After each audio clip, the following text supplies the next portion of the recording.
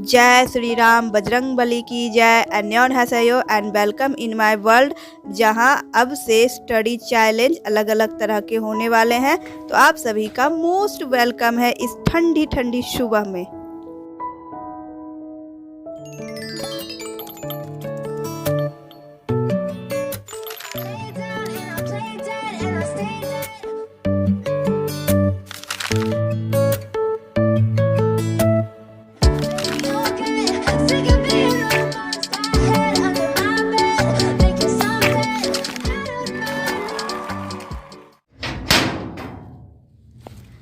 Oh my God, so much कुहासा, कुछ भी नहीं दिख रहा है। पहाड़ गायब है गाइस एक पूरा का। और इसी के साथ गुड मॉर्निंग गाइस। अभी सुबह के लगभग 6, 6:30 हो रहे हैं और ये देखिए कितना फॉगी फॉगी है और कुछ भी नहीं दिख रहा। विजुअलिटी एकदम जीरो, ये पास का भी कुछ भी नहीं दिख। और ये लगभग 3-4 दिन से ऐसा ही चल रहा है। मन के हारे हार है, मन के जीते जीत। मन को स्ट्रॉन्ग करना होगा, चाहे आपको कितनी भी ठोकर लगी हो, लोगों के द्वारा कितना भी धोखा मिला हो। मन को स्ट्रॉन्ग करना है अगर आपको अपने एम तक पहुंचना है। और इसके लिए स्ट्रॉन्ग करने का सबसे नायाब तरीका है चैलेंजेस लेना और अपने आप को आंकना कि हम कितने अपने आप को स्ट्रॉन्ग बना सकते हैं। और इस ठंडी में लेट से ही सही, क्योंकि बहुत ज़्यादा ठंड है यहाँ शेखपुरा में, तो सेहत का भी ध्यान रखते हुए लेट से ही सही। लेकिन आज से मैं first ever time study challenge लूँगी और अलग अलग तरह के, पहले थोड़ा थोड़ा धीरे धीरे करते हुए मैं चैलेंजेस को हाई लेवल तक पहुँचाऊँगी, ताकि कोई भी ठोकर, कोई भी धोखा मुझे पढ़ाई के बीच में ना आए। तो शुरुआत की हूँ हमेशा की तरह करंट अफेयर से। और आज है 13 जैन, तो आज का करंट अफेयर बहुत सारे हैं। और अगर करंट अफेयर हो या कोई भी जीके का क्वेश्चन, अगर उसका बेसिक से पता चल जाए, जड़ कारण पता चल जाए कि ये क्यों न्यूज़ में है, क्या कारण है कि ये अभी न्यूज़ में है, तो चीज़ें याद रखने में ज़्यादा आसान हो जाता है। और मैं यही कोशिश करती हूँ चीज़ों को याद रखने के लिए। इसके बाद हाफ एन आवर, मतलब आधा आधा घंटा का है, आधा घंटा मैं करंट अफेयर पढ़ी।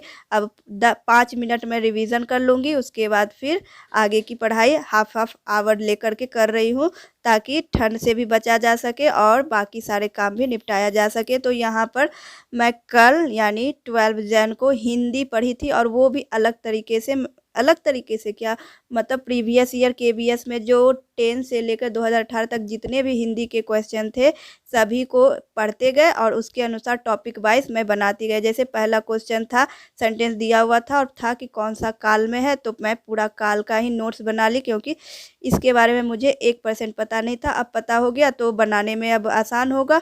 और इसी तरह से संधि से हर एक टॉपिक से क्वेश्चन था, तो जो जो मुझे नहीं आता था टॉपिक वाइज मैं एक ही दिन में सारे कवर कर ली। हमारा मदर टंग लैंग्वेज है तो इसमें समय क्यों वेस्ट करना, और फटाफट कवर कर लेना।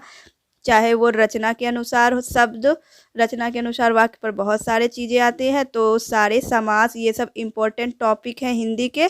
प्रीवियस ईयर क्वेश्चन देखने के बाद बहुव्रीहि, कर्म धाराएं, तत्पुरुष समास, संधि, अलग अलग तरीके से जैसे याद होता है, और इस तरह से मैं हिंदी का कवर कर ली हूँ। अब बारी है मैथ, मतलब ट्रायंगल। हेलो गाइस, हम लोग आज नया चीज सीखेंगे। हाँ, और प्रियांशु समझाएगा, तो मैं पहले बता देती हूँ। अभी प्रियांशु सीख रहा था दिस डैट का यूज, तो आज उसमें एक लेवल आगे है यह का यूज, और ये का यूज कैसे करते हैं ये प्रियांशु समझाएगा। चलो, उसको हाथ हटा। किसी भी चीज़ का प्रिपरेशन करने के साथ साथ अगर उसका लाइव करने को मिल जाए, यानी कि प्रैक्टिकल करने को मिल जाए, तो बहुत ज़्यादा आसान हो जाता है चीज़ों को कवर अप करने में। तो यहाँ पर मैं प्रियांशु के यहाँ दिन में 9-10 के बीच में आ गई हूँ, और इसे आगे का चीज़ बताने के लिए दिस डैट पिछले ब्लॉग में आप देखे थे, तो आज ये दीज वगैरह सेम प्रोसेस से बना रहा है। इसको मैंने बताया था नंबरिंग कर दो, उसके बाद 1 to अंग्रेज की कहानी मैं एक सुनाई थी इसे, और इस हिसाब से उसे कहानी कुछ खास समझ में नहीं आया, क्योंकि अंग्रेज के बारे में भी इसको ज़्यादा पता नहीं है, पीहू को पता है। तो यहाँ पर वो नंबरिंग करके सबको मैं बता दी थी, और उस तरह से दीज का भी यूज करने आया है। और साथ ही साथ इसको वो सारे वर्ड्स भी याद करने जा रहे हैं, जो कि बच्चों के लिए मुश्किल हो जाता है पहली पहली बार। लेकिन अगर उसे अच्छी ढंग से सिखाया जाए, समझाया जाए तो वो चीज़ें उसके लिए बहुत आसान हो जाती है। और ये बच्चे हमारे देश का भविष्य हैं और देश के भविष्य हम लोगों के हाथों में होता है। जैसे चाहे वैसे शेप दे सकते हैं, क्योंकि अभी ये कच्चे घड़े होते हैं।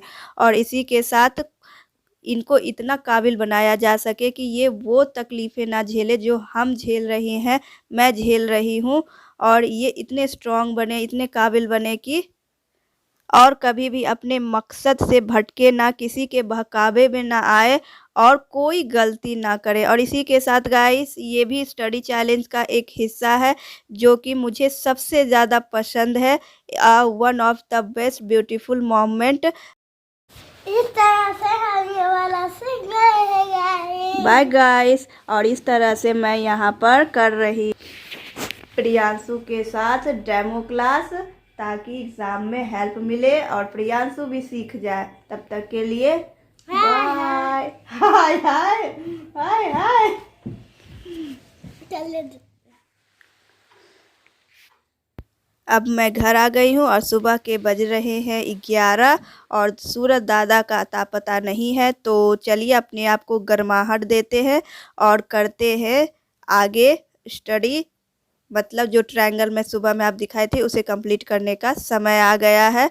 और इस तरह से पता नहीं मैं कितने आवर की स्टडी कंप्लीट की हूँ, क्योंकि घड़ी रख कर के अगर पढ़ाई करेंगे तो मुझसे पढ़ाई नहीं होता। लगता है कि अब हो गया, बहुत पढ़ लिए। तो यहाँ पर मैथ का ट्रायंगल आज फिनिश करके ही मानूंगी। बहुत सारी चीज़ें हैं जो पढ़ने के दौरान मुझे ये याद आ रहा था कि जब मैं इसे पढ़ती थी 10 क्लास में तो सर के ऊपर से जाता था, समझ ही नहीं आता था। और अभी लग रहा है कि कितना आसान है। जैसे अंतः केंद्र परिकेंद्र मुझे बिल्कुल समझ में ही नहीं आता था, और आज अंतः केंद्र परिकेंद्र पर ही क्वेश्चन आते हैं। सो उसके फॉर्मूलाज को एकदम रट लेना है, लेकिन समझ करके, क्योंकि ऐसे तो याद होने से रहा।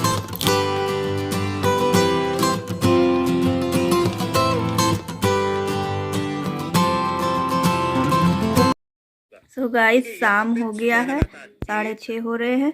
और यहाँ पर मैथ जो आज सुबह में पढ़े थे, तो चलिए प्रैक्टिस सेट लगाते हैं।